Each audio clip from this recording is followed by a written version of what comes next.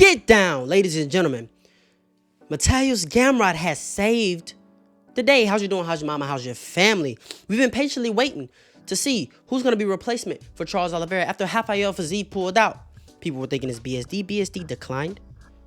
Gamrot was saying, hey, me, pick me, pick me, pick me. And at first it looked like Charles Oliveira wasn't going to accept.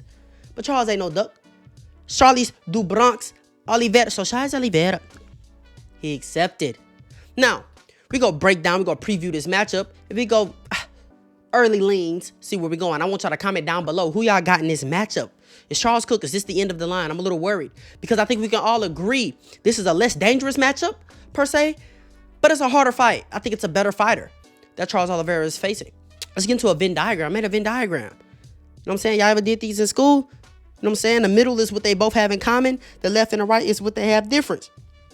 Let's start with similarities. Elite grappling. Fast hands. Durable. Questionable. Defense. Questionable. Bad defense. Now, both aren't the most durable guys. They just aren't the most durable guys, but they do recover well when given the chance. You can't hang them. You can't let them hang around. You got to put them away. You have to put them away, or they'll recover and it'll be a problem. They'll keep coming.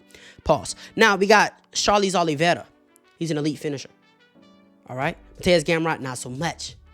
Charles Oliveira, heavy and fast kicks as well, while Mateusz Gamrot, it's just hands. It's just a lot of hands. Very, very little kicks. Now, Charles Oliveira, to be effective, he needs to be in the center. He needs to be the one going forward, while Mateusz Gamrot can be effective on the back foot. We'll touch more on that later. Now, Charles Oliveira is a risk taker, while Mateusz Gamrot, with his grappling, is position over submission. He wants to stay safe on top. He wants to stay safe on the feet. He wants to stay at range and engage on his terms.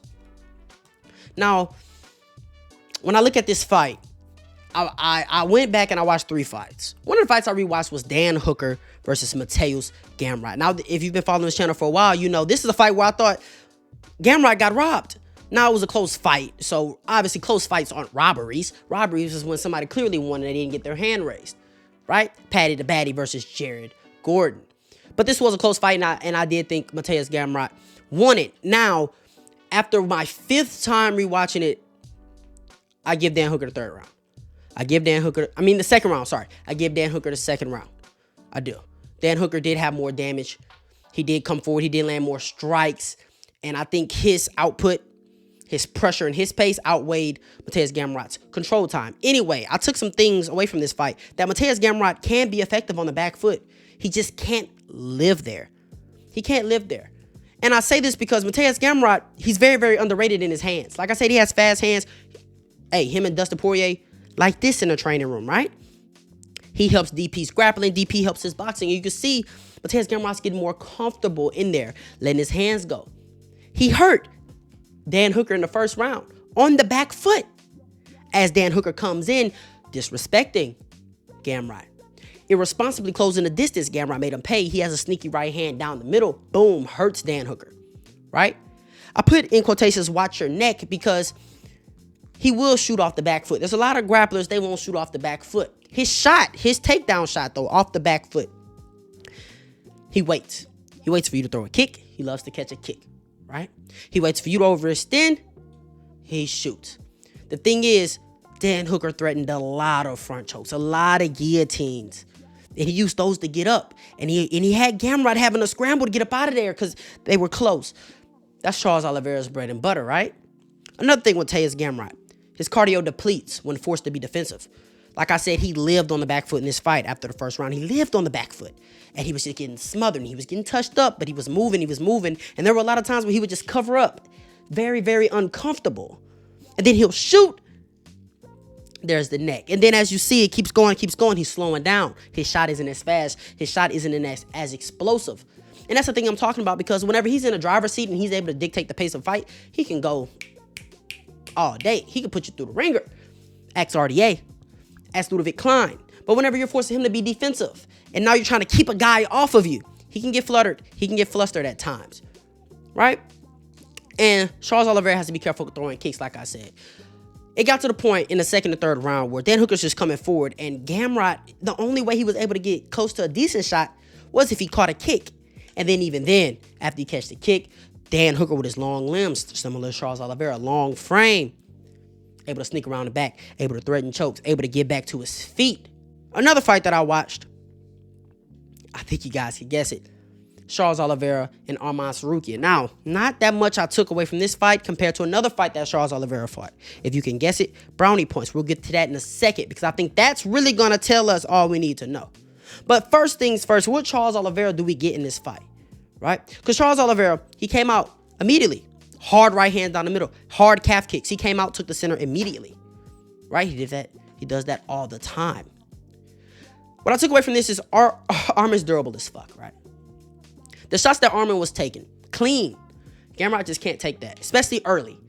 He can't take that early, so I think Charles Oliveira is going to have to expect some early wrestling exchanges because the first couple of shots, Gamrot, deep, fast, really hard to defend, right? Especially when Charles Oliveira has his hands on his eyebrows. He's not going to be able to get underhooks, so he's going to have to threaten those submissions, right? He's going to have to be ready to scramble. He's going to have to be ready to scramble because Mateusz Gamrot in those first couple of grappling exchanges, he really just wants to wear you down, take some of the power out of your shots, build up some lactic acid in your muscles, right? And he kind of rests and he's positioned over submission.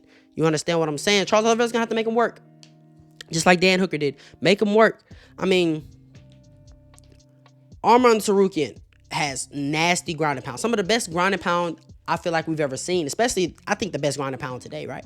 Nasty control, whether it's the head, under the chin, right? Staying heavy with the top pressure.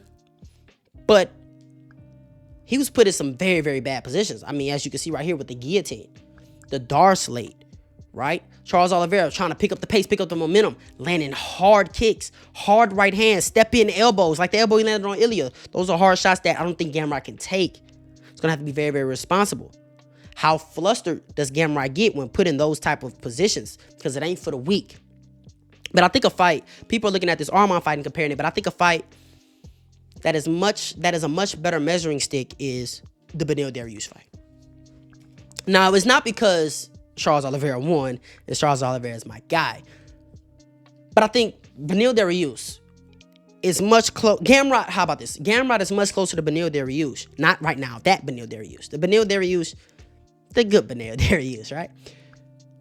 Than he is to Arman Tsarukyan. Right, he's a great wrestler, good boxer. I would give Beneil Dariush the better hands, better boxing, right? But Gamrot's fast boxers who don't mind floating around on the back foot, heavy hips, strong base, good wrestling, good control, pitter-patter, ground and pound, not slicing and dicing like an Arman Tsarukyan, right? And we saw it in this fight. We got a great grappling exchange, right? Charles Oliveira obviously comes out immediately, takes the center, right? We see a grappling exchange. Charles Oliveira steps into the clinch, goes for the inside-out trip.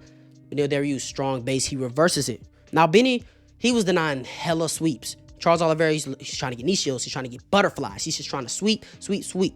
While he has double overhooks, to negate any type of ground and pound that you can have, right? He needs to make Gamrot work just like that, right?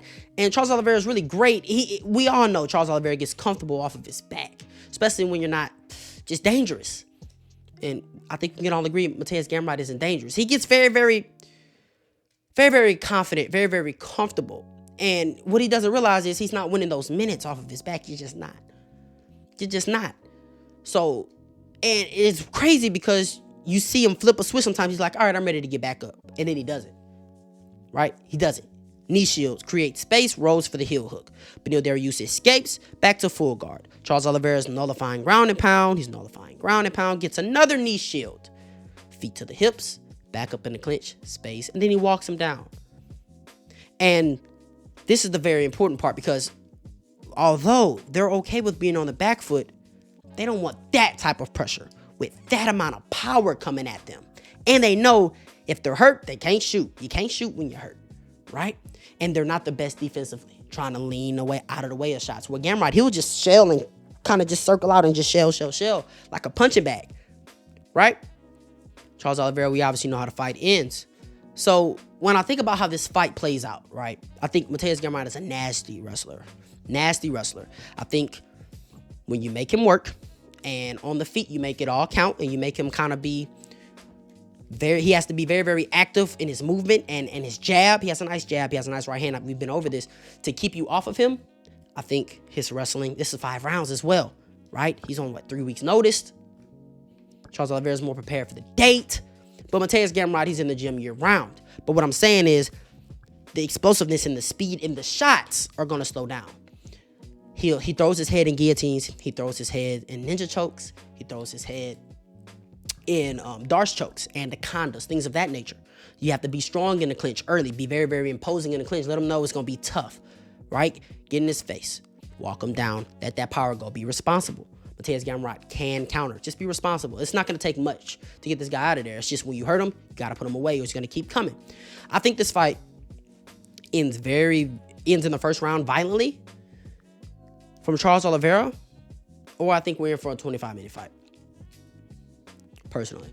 And over the course of 25, I find it very, very hard if Charles Oliveira is doing what we know Charles Oliveira needs to do and hold the center, and he's using his Muay Thai, and he can keep his hands up and roll with the punches because there's not a lot of power coming back, and he can fire back, and he can grab the clinch, and he can throw the knees and the elbows.